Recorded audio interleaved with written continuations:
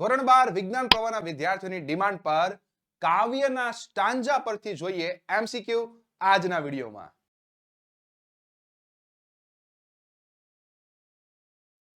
મિત્રો, આપણી ટેક્સ્ટબુકના પોયમના સ્ટાન્જામાંથી total 5 માર્ક્સના MCQ આવે છે અને આ 5 માંથી 5 માર્ક્સ લાવવા ખૂબ જ આસાન છે, ખૂબ જ સરળ છે.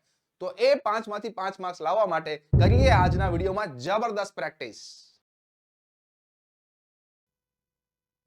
પહેલું સ્ટાન્જા શાંતિથી તમે જોશો એટલે ખ્યાલ આવી જશે કે આ તમારું યુનિટ નંબર 1 રીડ 2 નું સ્ટાન્જા છે. મિત્રો, સ્ટાન્જામાં ડાયરેક્ટ ઉતાવળથી જવાબ નથી આપવાના, કેમ કે કવિઓની એક રચના હોય છે કાવ્ય, અને કવિઓ ભાષાંતર કરતા ભાવાંતર પર પણ ઘણીવાર ધ્યાન આપતા હોય છે. એટલે શાંતિથી બધા ઓપ્શનમાંથી પસાર થવાનું, આખો સ્ટાન્જા એકવાર જોઈ લેવાનું, ત્યારે તમારે આન્સર આપવાનું. આ રીતે કામકાજ કરજો એટલે તમારા 5 માંથી 5 માર્ક્સ 100% પાક્કા થઈ જાય.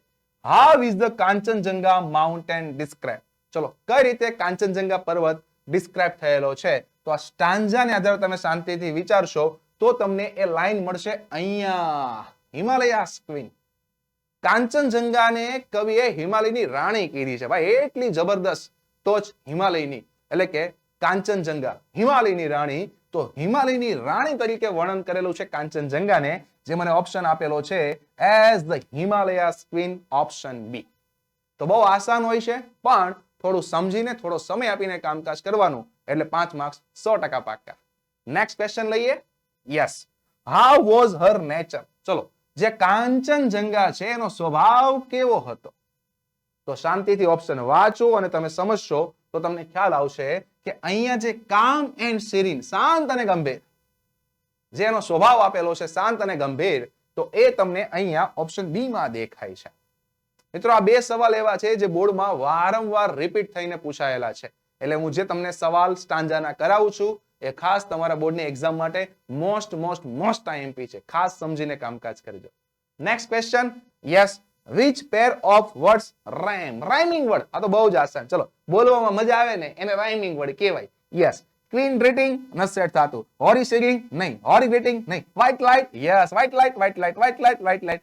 મતલબ અહીંયા જે ભાગ આપ્યો છે ને વ્હાઇટ અને લાઇટ, એના હિસાબે તમારો જવાબ બન્યો option D.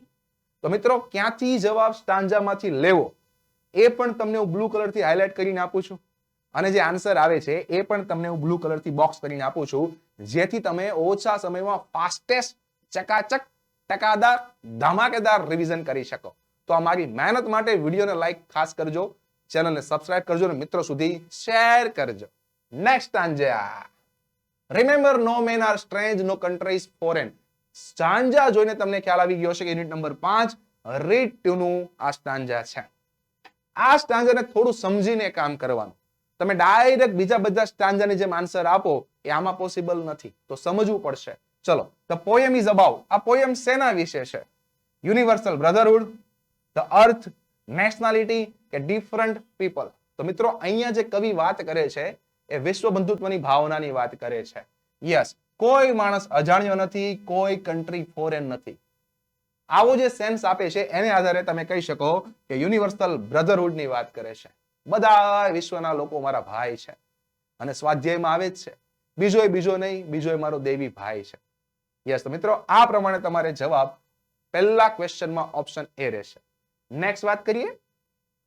The message of the poem is. ચલો, આ સ્ટાન્જામાં પોયમ મેસેજ શું આપે છે? Foreign countries are useful. Foreign country ઉપયોગી છે આવું કહે છે? ના, આવું નથી કહેતું. Barriers are useful. જે વચ્ચે અવરોધો આવે એ ઉપયોગી છે? ના, આવું નથી કહેતું. The world is like family. Yes. એક વિશ્વ એક પરિવાર જેવું છે. વિશ્વ બંધુત્વની ભાવના. યસ, જે મોદી સરકાર કે કોઈ પણ સરકાર આપણા ઇન્ડિયા આ મુદ્દા પર ચાલતી હોય છે તો એટલું મસ્ત મજાના મુદ્દા સાથે વાત થયેલી છે કે વિશ્વ એક ફેમિલી છે, બધા લોકો મારા ભાઈ છે. તો આ મેસેજ તમને આ સ્ટાન્જામાં, આ પોયમમાં મળે છે. નેક્સ્ટ સ્ટાન્જાની વાત કરીએ. which one of the following is true? પણ આ સ્ટાન્જા તમારો યુનિટ નંબર 2 રીડ 2 નો છે. આ પણ તમને ખબર હોવી જોઈએ. Yes, which one of the following is true? ચલો, આમાંથી કયું સાચું છે? 4 ઓપ્શન મોટા આપેલા છે, પણ ઓપ્શન જોઈને ગભરાવાનું નહીં, શાંતિથી વાંચવાનું અને સેન્સ સમજવાનું. અઘરા નથી હોતા. નાના ઓપ્શન હોય ને એ ઘણીવાર અઘરા હોય, પણ મોટા તો આસાન જ હોય છે એમસીક્યુ માં. આવું મગજમાં રાખવાનું. ચલો, which one of the following is true? The poet did not sing songs and became popular. હા, આવું તો છે જ નહીં. એને ગીત તો અસંખ્ય ગાયા હતા એવો ઉલ્લેખ છે, એટલે ઓપ્શન એ નહીં આવે. લખવાની વાત તો ક્યાંય છે જ નહીં. યસ, લખવાની વાત છે, પણ લખ્યું નહોતું એવી વાત નથી, એટલે ઓપ્શન એ અને બી તો આવશે જ નહીં. ઓપ્શન સી ની વાત કરીએ, એને ગીત ગાયા અને પોપ્યુલર બન્યા, અને ડી માં કહે છે એને લોટ્સ ઓફ સોંગ લખ્યા અને પોપ્યુલર બન્યા. તો અહીંયા લખવા વાળો સેન્સ આપેલો છે, એના પેન દ્વારા અસંખ્ય ગીતો આવ્યા, એનો મતલબ લખ્યા છે. તો પ્રોપર ભાવાર્થ ઓપ્શન ડી માં સેટ થાય છે. તો આ રીતે કામકાજ કરવાનું છે. Next question, why did the poet write songs? શું કામ કવિએ ગીત લખ્યા? મોસ્ટ આઈએમપી ક્વેશ્ચન, ઘણી બધી વાર બોર્ડમાં પૂછાયેલો છે. શું કામ લખ્યા? એને લોકોના દિલ જીતવા હતા. why to win the hearts of men, જે ઓપ્શન બી માં આપેલું છે. લોકોના દિલ જીતવા માટે કવિએ સ્ટાન્જા લખ્યા, પોયમ લખ્યા, યસ, ગીતો લખ્યા, યસ, જબરદસ્ત જબરદસ્ત. Next, what ultimately has the poet become? ચલો, અંતે પોએટ શું બન્યો? એક્ટર બન્યો? એવી તો ક્યાંય વાત જ નથી. શબ્દો બન્યો? એવી ક્યાંય વાત જ નથી. સોંગ બન્યો? અહીંયા લખ્યું જો, I have learned to be the song. મેં સોંગ બનવાનું શીખી લીધું છે. મતલબ છેલ્લે કવિ બને છે સોંગ, ગીત બની ગયો. તો આ પ્રકારે તમારે સ્ટાન્જાને સમજીને કામકાજ કરવાનું બહુ જ આસાન હોય છે. યસ, છે ને આસાન? મજા આવે છે ને? મજા આવતી અને કોન્ફિડન્સ આવતો હોય તો લખો કમેન્ટ સેક્શનમાં, I can do it, I can do it.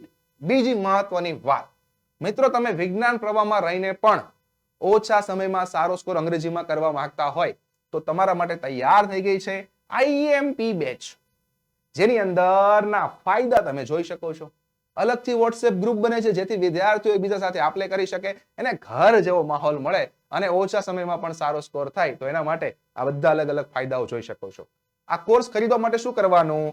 English with Ketan Chotaliya application download કરવાની, જેની અંદર ગુજરાતના બધા વિદ્યાર્થીઓને પોસાય એવી નાની અમાઉન્ટમાં આ કોર્સ ડિઝાઇન કરેલો છે. તો તમે ખાસ આ કોર્સમાં એન્ટ્રી લઈ શકો છો.